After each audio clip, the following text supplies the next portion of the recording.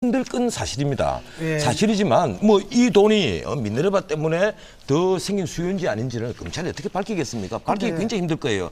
다만 제가 말씀드린 대로 예년의 수요에 비해서 이 수요가 턱없이 갑자기 많이 늘어났고 그것이 마지막 30분 동안에 밀집이 되었으며 특히 또 10만 달러 이하의 소액 그 수요가 굉장히 늘어났다. 예. 그렇다면 이 미네르바의 글이 엄청난 파장을 몰고 온 것 아니겠느냐 이렇게 좀 추정을 하는 거죠. 근데 처벌을 하려면 입증을 해야지 심증만 가지고 되는 게 아니거든요, 지금. 근데 자, 예. 한국개발연구원 유종일 교수 말대로 문제는 뭐냐면 미네르바갈이 외환시장에 영향을 줬다는 거. 아까도 뭐 개인 수요자가 있었는데 그 개인들의 심리를 다 파악을 해야 됩니다.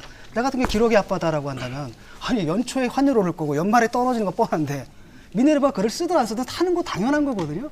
지금 그런 문제라는 겁니다. 근데 거기서 그분이 얘기를 하기를 왜 그걸 하려면 시장 참여자들의 심리를 읽어야 하는데 그렇게 정교한 모델은 존재하지 않고 존재할 수도 없다라는 겁니다. 예, 알겠습니다. 25기다라는 이 수치는 예. 어떻게 존재하지도 않고 존재할 수도 없는 모델에서 존재하지 나오거든요. 않는다고까지 얘기하시면 제가 안 잠깐 좀 되죠. 존재합니다, 껴드리겠습니다. 숫자는. 예, 알겠습니다. 예. 제가 좀 껴들죠.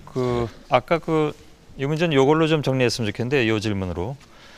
아까 전원책 변호사께서 제기하신 문제 가운데 공익을 해야 할 목적의 유무에 있어서 이 행한 사람이 미처 인식하지 못했다 하더라도 즉 미필적 인식에 의해서 그 결과범을 말씀하신 것 같은데 법률 용어로 얘기하는 게요. 그러니까 결과가 그렇게 나타났다면 그것은 공익을 해야 할 목적에 부합되는 것이라고 보는 것도 가능하지 않겠냐라는 요지로 말씀하신 바가 있는데 거기에 대한 그 김성수 교수의 의견을 듣고 결과범으로서 이 처벌을 하자라고 하는 것은 너무 결과범은 아니죠. 예. 형법적으로 결과범은 예. 그걸 두고 결과범이라고는 뭐 하지 않습니다. 공익을 해야 할 예. 목적은 없었으나 뭐 공익을 해야 할 미필적으로 목적이라는 것을 사실 입증 자체도 어려우니까 마치 우리가 간통죄를 입증을 하려면 잠깐 말씀 좀 듣고 법률적으로 예. 딱 어떻게 사진을 찍어 놓을 수가 있습니까? 전 변호사님 결과범으로서 기다려주세요. 판단하거든요. 예, 예. 말씀하시죠. 그러니까 이제 그렇게 결과만 보고 우리가 처벌할 것 같으면 지나치게 행위자에게 우리가 가혹한 결과를 가져오는 것이고 아까 말씀하셨다시피 범죄 사실을 소명하려면 검찰에서 그것을 입증을 해줘야죠. 인과관계를. 그렇지 않은 상태에서 너가 예를 들어서 그런 허위라고 우리가 판단할 만한 사실에 따라서 정부의 어떤 외환 수요가 급증했다. 특히 개미들의 어떤 그 달러에 대한 어떤 그 매도 주문이 쇄도했다라고 이렇게 우리가 추정하는 것은 대단히 그 사람을 처벌하기에는 가혹한 어떤 법 적용이라는 겁니다. 그런데 이제 이런 경우에 말입니다. 공익을 해야 할 직접적인 어떤 명확한 목적, 그건 본인이 자백 안 하면 거의 드러나지 않습니다. 그것을 검찰이 소명할 수는 없는 겁니다. 따라서 법원에서는 지금까지 쭉 축적된 판례로 보면 예컨대 이 미네르바의 경우가 그렇습니다. 이걸 아주 쉽게 예로 들자면 미네르바가 스스로 본인이 그리 많은 파장을 일으키고 많은 사람이 잃는다. 그래서 많은 영향력이 있다는 것을 인식한 상태에서 만약에 허위 사실을 올렸다면 그러면 본인의 그 허위 사실이 많은 사람들에게 전파가 될 것이라는 것을 스스로 인식을 했다는 겁니다. 그래서 그런 미필적 인식만으로 예컨대 우리가 그 어떤 장소에 독약이 든 드링크류를 딱 놓고 갔을 때 이걸 누가 먹을지도 모른다. 안 먹을 수도 있다는 겁니다. 살인이 어떤 특별한 고의가 없었다 하더라도 그런데 엉뚱한 사람이 가서 그걸 드링크를 딱 해서 공짜가 있네 이러면서 마셨단 말입니다. 그리고 죽었거든요.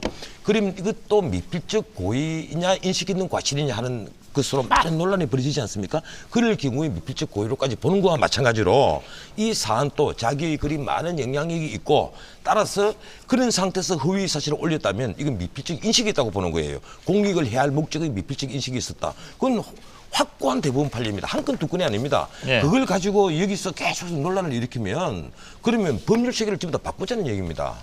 그건 안 되죠. 지금 보면 그 일을 행한 행위 자체는 주관적으로 지금 판단이 달라집니다. 저쪽에서 공익을 해야 할 목적이었다라고 하는데 시장에서 그 받아들여진 것은 공익을 위한 목적이었거든요. 그러니까 주관적 해석의 차이가 있는 겁니다. 예. 그다음에 결과는 뭐냐면은 입증이 안 돼요. 말씀하신 대로 심증밖에 없습니다.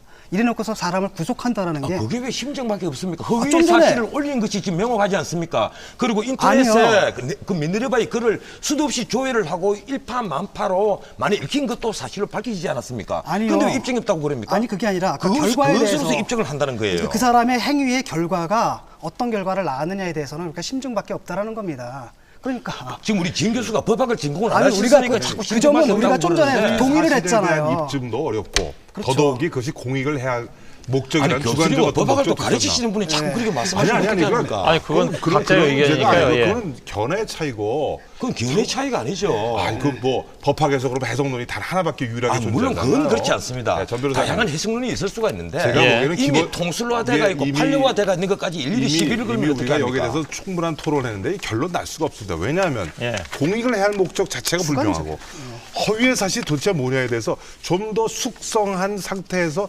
차분하게 들여다봐야지. 예. 아까 말씀 두 분의 말씀 들으면 이제 이해는 되는데요.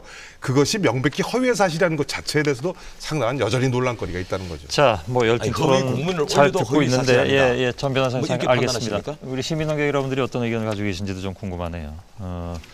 잠깐 좀 여러분들 열기도 좀 시키시죠. 더 뜨거워질지 모르겠습니다. 네, 시민논객 여러분들 때문에 말씀해 주시죠. 네, 윤창현 교수님께 질문 드리겠습니다.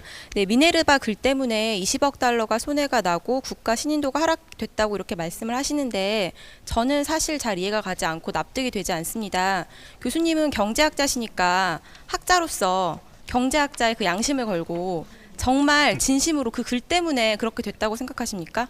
그 양심이라는 표현이 조금 좀 약간 거세네요. 예, 조금 죄송한데 그 양심이라는 말이 조금 저한테는 약간 세게 시든 들리는데, 말씀을 예, 해달라는 그러니까 뭐 양심까지는 안 걸겠습니다. 다만 이제 그 보니까 그 아까 말씀드린 대로 38억 불 정도 그러니까 12월 달에 평균입니다. 그럼 아까 진 교수께서 말씀하셨지만 12월 달에는 좀 늘어납니다. 일평균이. 근데 그날따라 22억 불이 늘어났어요. 그러면 이제 지금 말씀하신 대로 검찰에서는 그걸 듣고서 20억 불이다 이렇게 얘기했는데